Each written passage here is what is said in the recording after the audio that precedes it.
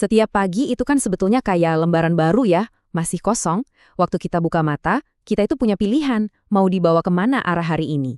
Nah, ada loh satu amalan yang kelihatannya sederhana, tapi dirancang persis untuk itu. Sebuah aksi mengingat yang punya kekuatan buat mengubah segalanya. Coba deh tanyain ke diri sendiri, biasanya gimana sih Anda memulai hari?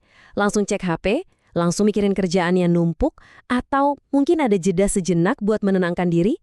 Cara kita mengawali pagi itu ternyata besar banget loh pengaruhnya ke sisa hari kita. Oke, yuk kita bedah bareng-bareng.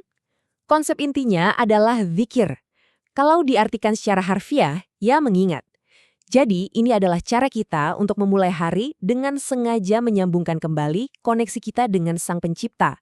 Semacam membangun fondasi spiritual dulu sebelum hiruk-pikuk dunia mengambil alih. Nah, ini penting nih biar kita nggak salah kaprah. Kita perlu bedain antara zikir sama sholat atau ibadah formal 5 waktu. Sholat itu kan sifatnya wajib ya, ada gerakan dan waktu spesifiknya. Kalau zikir, ini lebih fleksibel.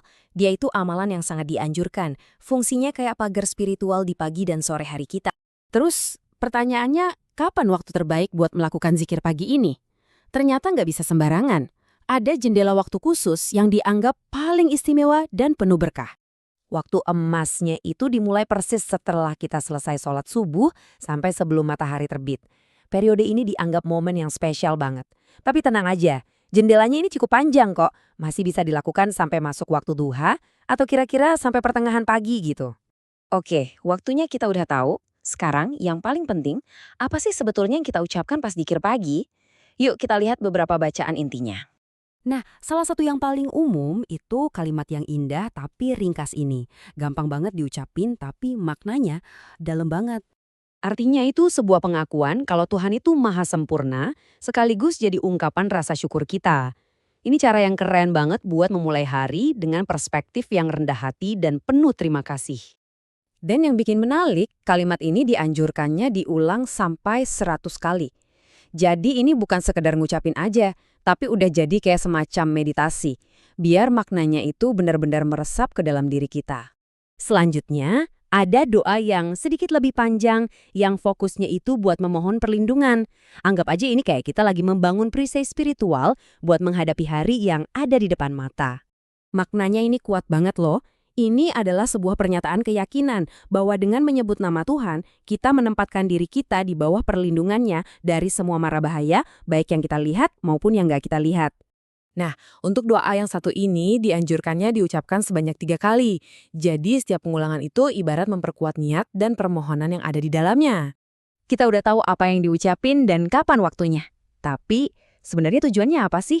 Kenapa amalan ini dianggap penting banget? Nah, sekarang kita bakal lihat manfaat yang lebih besar di baliknya. Ternyata, manfaat yang dijanjikan itu luas banget. Nggak cuma buat hari ini aja, tapi juga buat jangka panjang secara spiritual. Mulai dari perlindungan di dunia sampai keganjaran di akhirat nanti. Ini adalah amalan yang diyakini bisa membentuk hari kita, sekaligus nasib kita selamanya. Kutipan ini yang diambil dari salah satu doa yang lebih panjang, benar-benar nunjukin pola pikirnya. Jadi ini adalah cara yang proaktif untuk meminta kebaikan dan secara sadar berlindung dari hal-hal yang buruk. Kita kayak lagi setting niat positif buat semua yang akan terjadi.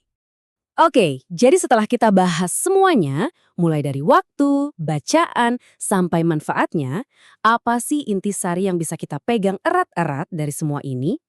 Jadi intinya begini, zikir pagi itu bukan ritual yang pasif.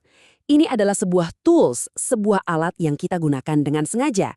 Ini cara kita untuk bilang, sebelum aku memulai hariku, aku mau memulai hariku bersama Tuhanku. Ini tentang membangun kerangka spiritual yang bisa menopang kita, melewati tantangan dan kebahagiaan sepanjang hari. Sebagai penutup, saya mau tinggalin satu pertanyaan buat Anda renungkan. Coba deh, pikirkan dampaknya. Gimana kalau beberapa kata pertama yang Anda ucapkan setiap pagi ternyata benar-benar punya kekuatan untuk membingkai ulang seluruh realitas Anda?